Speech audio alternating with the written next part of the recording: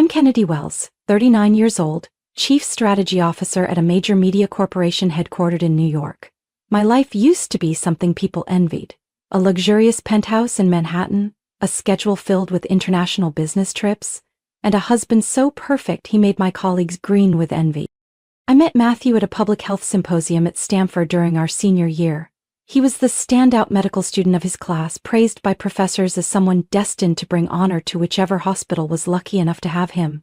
Back then, I had no idea how quickly the meaning of the word lucky could shift. After graduation, I started at a media firm in Chicago before being transferred to New York, while Matthew pursued neurosurgery. We didn't have children, that was a mutual decision, or so I thought. He said he needed to focus fully on his specialty, and I was consumed by global campaigns. Between boardroom presentations and his 8-hour surgeries, we tried to maintain the illusion of happiness. For 13 years, I held on to the belief that if I was strong enough, strategic enough, I could keep everything under control. My career, my image, and my marriage. I used to host flawless dinner parties, down to the last martini glass. I knew exactly where every knife in the Italian silver set belonged, and which angle made Matthew look most dignified in photos. I was the kind of woman who never stepped out without red lipstick. Everything was in place. Until that one fateful afternoon. It was raining that day and traffic was backed up along Fifth Avenue due to an accident. I got home earlier than planned, hoping to make dinner to celebrate Matthew's promotion to head of neurosurgery at Westlake Hospital. While searching for the iPad to book our favorite restaurant, I saw a message flash across the lock screen. Counting the hours until I see you, I left the red dress you like in the car. Sent from an unsaved number, and Matthew hadn't updated his passcode. I'm not the type to lose composure over a single message, but what appeared after one simple swipe hit me like a slab of ice pressed against my chest. Messages, photos, sweet nothings, accompanied by selfies taken at a quaint hotel in suburban New Jersey. He called her Melta, name that felt lighter than air, yet cut sharper than any scalpel he used in surgery. Melanie, 28 years old, a medical resident at the same hospital as Matthew. While I was delivering a keynote at a media conference in London, they were sneaking around in a weekly rental.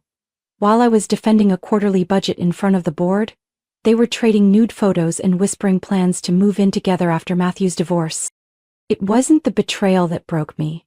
It was how they laughed at my supposed cluelessness in those texts. She really doesn't suspect anything? No, she's too busy to notice her husband fading away. That's when I realized everything I'd built for over a decade was just polished paint covering a wall that had rotted from within. And I, Kennedy Wells, the woman who once convinced 2 Fortune 500 CEOs to merge with just a handshake, had let my marriage become the punchline of 2 people playing pretend. No tears, no yelling, just an instrumental playlist, a glass of white wine, and the start of a plan. Not a divorce plan. A plan to end everything, on my terms. I didn't throw the phone, I didn't tear the pictures. Every message from Melanie felt like a blade of ice, but I refused to bleed, at least not yet. That night, I sat in front of my computer, pale blue light casting shadows on my cheek like a spotlight before curtain rise, and I did what I do best: analyze, strategize, and take control of the field.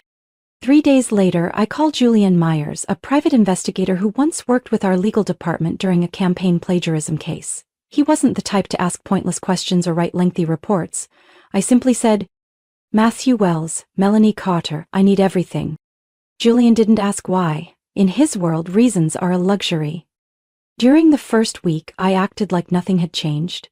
I still cooked breakfast, still texted Matthew how was the surgery today, and still locked the bedroom door at night. Only difference was, I started sleeping in the study. By week 2, Julian sent over the first video. Matthew leaving the hospital parking lot, picking up Melanie at the pharmacy corner. She climbed into the passenger seat like it was routine. They had no idea the small camera mounted to the traffic light had recorded them kissing before the Range Rover pulled away. I saved that clip in a folder titled Winter Rain, a cold name for a feeling that had long since frozen inside me. The following month brought a storm of information. Julian's team traced a 2-bedroom apartment in the Upper East Side, registered to a shell company.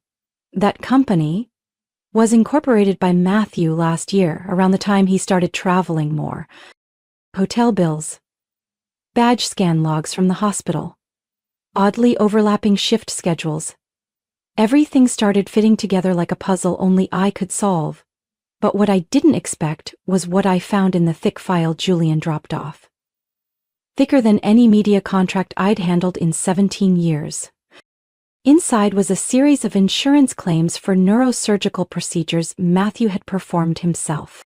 Patient names, surgery dates, preliminary diagnoses, billing details, all accounted for, but several cases showed signs of being medically unnecessary. Julian said bluntly. At least 3 patients claimed they were pressured into surgery or didn't fully understand the medical indication. One even filed a complaint, but it got buried by the hospital. I could barely breathe reading that. Matthew hadn't just betrayed me. He might have been gambling with patients' health for surgical metrics and bonuses from pharma reps. And Melanie? Julian showed me internal hospital system logs. Melanie had used Matthew's login to access patient records, something residents are not permitted to do unless they're directly involved in care. She'd even printed confidential documents from the hospital's server, some directly tied to those questionable surgeries. I folded the file shut, my hand resting next to a white porcelain mug that read, "Wells Stronger Together, a 10th anniversary gift." A cruel irony. But I didn't cry. I just stared at the faded slogan, then typed the first line into a new document on my laptop. Dismantle everything they secretly built, without leaving a single scratch on my own reputation. The plan began taking shape clearly. I wasn't going to stage a jealous outburst. I wasn't going to destroy their careers with a single explosive move. I would peel back each layer of deception, every unethical act, every shady dollar, and assemble it all into one airtight file. No accusations needed. The truth was destructive enough. What I needed was time, and time they were handing to me freely, with every stolen meeting, every secret touch, every lie Matthew told, never realizing I was documenting everything. I chose a Friday evening, the day Matthew always claimed to be on night shift. I knew he had no scheduled surgeries, and I knew Melanie would be free. They had planned to have dinner at the secret apartment, but this time I changed the venue. "Melanie, I know everything, and I'd like to invite you to dinner, at my home, with Matthew." I sent the message short and direct. 10 minutes later, the typing dots appeared on the screen, then vanished. No reply. But I knew she would come. Women like Melanie don't miss the chance to confront, especially when they think they're winning. I began preparing early that morning. Not the food, but the atmosphere. Everything had to be staged perfectly, like a final act in a play. Warm golden lighting, a soft jasmine scent in the air. Every photo frame straightened, especially the wedding portrait centered on the bookshelf, the one Matthew once asked me to put away for neatness. I wore a classic sapphire silk dress, cinched at the waist, modest and elegant. A gift he gave me 5 years ago with the words, "You look like a symphony in that." But tonight, I wasn't the musician, I was the composer. And this would be the final movement. In the small clutch bag beside my chair was a USB drive containing all the evidence. Videos, photos, financial records, hospital access logs, and everything Julian had quietly collected over the past 2 months. I had also prepared a slide presentation linked to the hidden projection system behind the large mirror in the dining room, a feature Matthew never paid attention to when we renovated the house. The doorbell rang at 6:57 p.m. I glanced at my phone screen, showing the front door camera feed. Melanie Carter, 28 years old, blonde hair loose, a deep burgundy dress hugging her frame. Heavier makeup than usual, but she couldn't hide the nervous flicker in her eyes. I opened the door with a smile. "Melanie, right on time." She froze for half a second upon seeing me, or perhaps upon seeing the wedding photo behind me. Then she stepped in like someone accepting an invitation to a negotiation. She was wrong. This was the final performance. Matthew arrived 15 minutes later, a leather bag slung loosely over his shoulder. His eyes went first to Melanie, then to me. In that moment I saw the spark of fear begin, and he realized he was no longer in control. "You planned a dinner?" he asked, trying to steady his voice. I served the wine and motioned for them to sit at a table arranged with clinical precision. Medium rare steaks, fresh salad and warm bread, not a single detail out of line, everything was suffocatingly perfect. To Matthew, I said, raising my glass, for his dedication to medicine, and for his new choices. Melanie forced a sip. Matthew gripped his wine glass as if he might crush it with his bare hands. I watched every reaction, the diverted gazes, the trembling hands, the shallow breaths. Every beat was expected, calculated. Dinner passed in awkward civility. They tried to stay polite, avoid touching, neither mentioning the real reason we were all sitting there. Until I set my knife down, dabbed my mouth with a white napkin, and said calmly, "I have a special dessert, but first, I'd like to share some interesting visuals." Beneath the napkin, the remote waited. A single press, and the mirror flickered into a screen. The first image appeared. Matthew and Melanie kissing in his car, 12 months ago, in front of the Magnolia Inn. Melanie dropped her glass. Matthew sprang up. "What the hell?" "Sit down, Matthew," I interrupted, my tone still as calm as a quarterly briefing. I clicked again. The secret apartment lease. A video of Melanie using Matthew's badge to print medical records. A slide analyzing the rate of medically unnecessary surgeries Matthew had performed.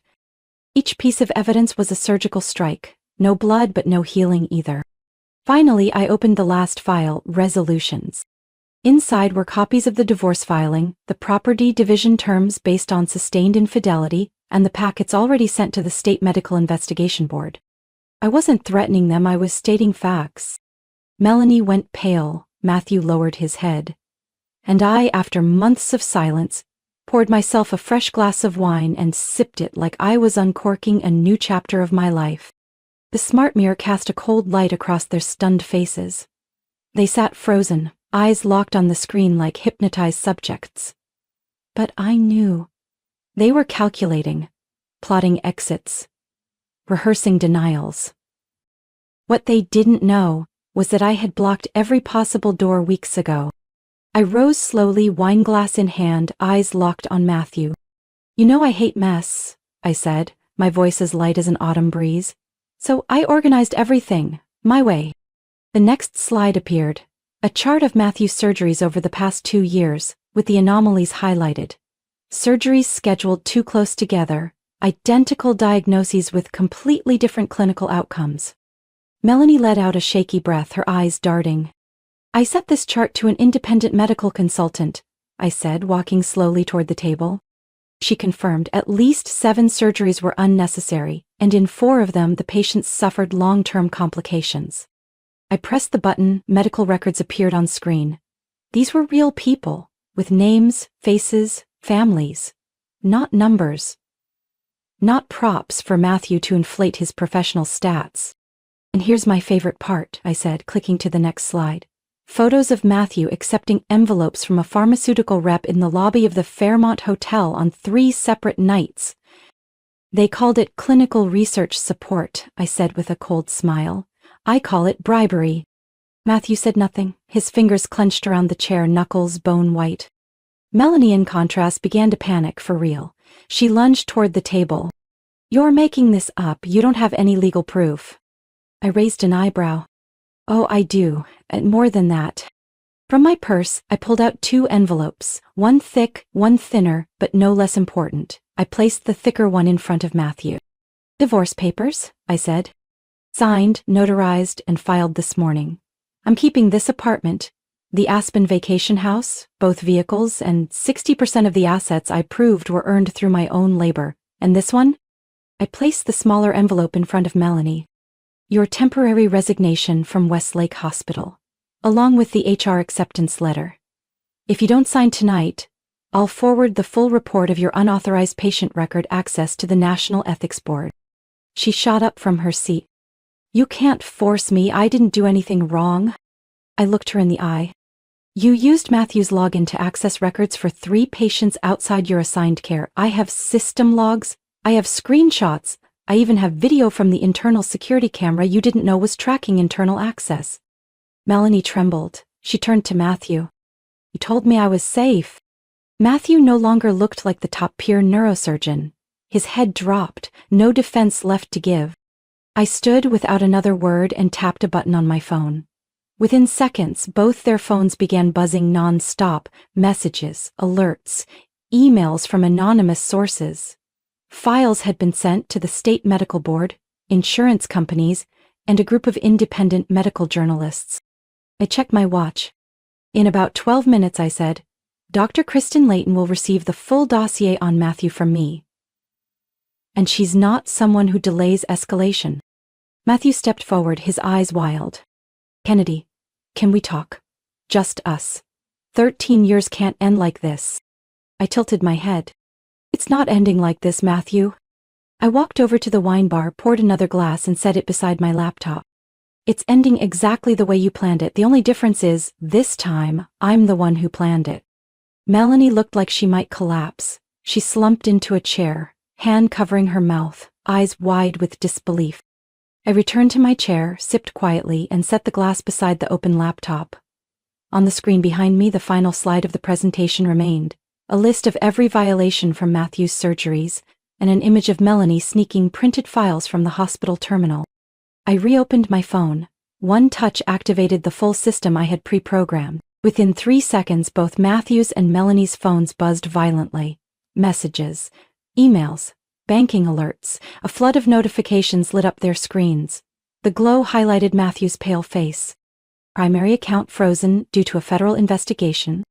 Credit card deactivated by issuing bank. Request for full transaction history over the past 24 months. Melanie lunged for her phone, swiping frantically through the alerts, but the more she read, the paler she became. No! This can't be happening, she stammered. I didn't sign anything. How do you even have the right? I looked up, my expression calm. You used your hospital email to send intimate photos, Melanie. What system wouldn't flag that? I tapped the keyboard again. The next slide appeared, a copy of Melanie's internal hospital email, complete with attachments. Sent to Matthew with the subject line, a little motivation for your afternoon surgery. Matthew turned to her, eyes bulging. You used your hospital email? Are you out of your mind? Melanie gasped. She clearly had no idea that action had left a digital trail she couldn't erase. I've sent the full copies to the hospital's IT security department. By Monday morning, they'll open a formal review. But something tells me you won't still be on staff by then. Matthew tried to pull himself together. He stood, taking a few steps forward, his voice suddenly softened and desperate. Kennedy, please, let me explain.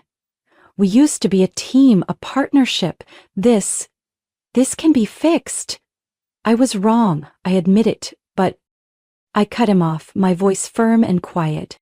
You didn't just wrong me. You deceived patients, manipulated records, took illegal money, and risked human lives to boost your performance stats.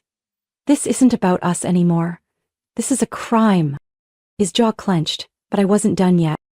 I picked up the remote and pressed the final button. A video from a hidden camera in Matthew's hospital office appeared on the screen. The footage clearly showed him accepting a thick envelope from a man in a suit, wearing a name badge from Harmony RX. A thank you gift for last month's prescription package, the man said in the video. Matthew didn't react. He just smiled, nodded, and slid the envelope into his drawer. The dining room went silent. Matthew retreated toward the window, leaning against the wall like a man completely unmoored. Melanie had stopped shouting. She sat frozen, as if staying still might make the truth disappear. I sat across from them. I didn't send all of this at once. I split the files, set up auto deliveries to different agencies in case someone tried to delete the evidence. Everything is encrypted in the cloud. Every step I've taken has been backed up and legally secured. I pulled out a folder and laid out the documents, one by one. List of patients suspected of undergoing unnecessary surgeries. Proof of payment from Harmony RX. Violations of medical ethics. Altered patient files accessed and edited by Melanie. I looked at them both. You have two options. 1, cooperate, sign the papers I've prepared, resign and disappear quietly. 2, we go to court together, face the medical board, the press, and if needed, federal investigators. Matthew collapsed into his chair, hands trembling. How long have you been preparing all this? He asked, his voice almost a confession. I smiled. Since the moment I saw that first message. And no, I haven't lost sleep the way you imagined. The doorbell rang at 8:17 p.m., echoing through the dining room that had just witnessed the total collapse of two people I once called husband and young colleague. I'd been waiting for that bell for nearly 3 months. I stood, glanced at them both, still fumbling with their phones. Too late to delete or hide anything. I opened the door. 2 men in plain clothes stood before me, but one glance at the polished badges on their belts told me they weren't here for small talk. Detective Lawrence and Agent Mitchell, New York State Medical and Insurance Fraud Division, the taller one said crisply. We're here for the coffee and the evidence. I stepped aside to let them in. Both carried thick briefcases, tablets, and the kind of quiet authority that didn't need a badge to prove it. I gestured toward the dining table. They're waiting for you. Matthew jumped to his feet. This is a private home. You don't have a warrant. Detective Lawrence calmly pulled out a packet of papers, opened the top page, and held it out. Signed this morning. Search and seizure authorization, surveillance access, and subpoenas for individuals involved in medical ethics violations and insurance fraud. Melanie took a step back, face pale as paper. I didn't know anything. I was just on the sidelines. Agent Mitchell looked at her, expressionless. You printed compromised medical files from the hospital terminal 3 times. You weren't on the sidelines. You were in the center of the storm. Matthew turned to me, eyes full of despair. Kennedy, just a moment, can we speak alone? I looked at him, no longer angry, only resolute. You once told me I didn't understand what you did in surgery all day, I said, walking toward him. You said you're in marketing. What do you know about long-term strategy? The thing is, I learned to play chess faster than you expected, and I've been 20 moves ahead. As the words left my mouth, Detective Lawrence stepped forward. Matthew Wells, you are under arrest for insurance fraud, accepting bribes from medical corporations, and violations of professional medical ethics. He didn't resist, but as they cuffed him at the same table where we'd shared thousands of meals, I watched his once proud shoulders slump, like someone finally shedding a mask they couldn't hold up anymore. Melanie was asked to stand. A female officer was already waiting at the door to escort her to a separate vehicle for questioning. On the front step, I watched them disappear beneath the soft haze of streetlight. 2 shadows exiting the game they once thought they mastered. The very people who once believed they were manipulating a secret game now bowed their heads, leaving the chessboard I had built, piece by piece, without them noticing. Back inside, the wine glass I hadn't finished still sat on the table. I returned to my seat, tapped my finger against the rim, and listened to the sound reverberate through a dining room that was finally still. 3 months after that night, the final verdict was handed down in a Manhattan federal courtroom. Matthew Wells, once celebrated as one of the most talented neurosurgeons in the Northeast, was sentenced to 15 years in prison for insurance fraud, taking bribes from pharmaceutical companies, and performing unnecessary surgeries that harmed patients. I wasn't present in the courtroom that day. Everything I needed to do, I had already done. Melanie Carter, the woman who once walked into my house in a red dress meant for Matthew, ultimately chose to cooperate with investigators to receive a lighter sentence, after her long list of ethical violations was uncovered. But her medical license was permanently revoked. In the medical world, that's a sentence in itself. She left New York a week after her suspension. From what I've heard, Melanie now lives with her sister in Maine, far from hospitals, ID badges, and the rosy illusions of a future she once thought she could steal. Me. I started with the smallest things. I cleared the entire apartment, every corner that bore traces of Matthew, the tailored suit jackets, the engraved watches, the paintings we once chose together. I didn't destroy anything. I returned them to where they belonged. The past. I sold Matthew's entire collection of fine wine, the one he used to boast about to his medical friends as a symbol of success paired with expensive taste. I donated all the proceeds to a nonprofit medical fund that supports patients harmed by unethical healthcare practices. No name needed, but the press found out. Within 2 weeks, I received letters from several major outlets, the New York Medical Review, the Atlantic Health, even The Guardian in the UK. They all wanted to interview me under one title: The Woman Who Exposed the Largest Medical Manipulation Ring of the Decade. I didn't deny my role, but I didn't claim the spotlight as some hero either. I said only one thing: I didn't start this to seek revenge. I started it so no one else would be treated like a pawn on the chessboard of people who think they're untouchable. I returned to work at the media corporation, but in a new role, strategic and ethical communications advisor. The offer came directly from the CEO after she read the Washington Post article about me. Kennedy, after everything, I believe no one understands the real value of trust better than you, she wrote in her email. I didn't just accept, I began rewriting the entire internal evaluation system. I still live in the same apartment, the one that once held peaceful mornings and nearly shattered nights. But now, I've changed the curtains, planted a row of lavender along the balcony, and hung a new oil painting in the living room. A single winding road through rocky hills and pine trees. No destination, no signs. A painting that doesn't need explaining. One Sunday morning I brewed coffee, opened the window and stood there for a long time. The city was still noisy, still moving like always, but inside me, no one else was living on borrowed space anymore.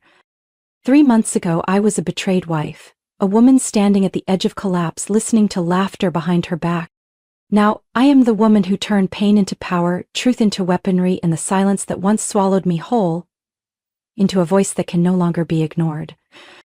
I don't need revenge anymore. I've reclaimed everything. Kennedy's story is a reminder that betrayal doesn't always come wrapped in romance.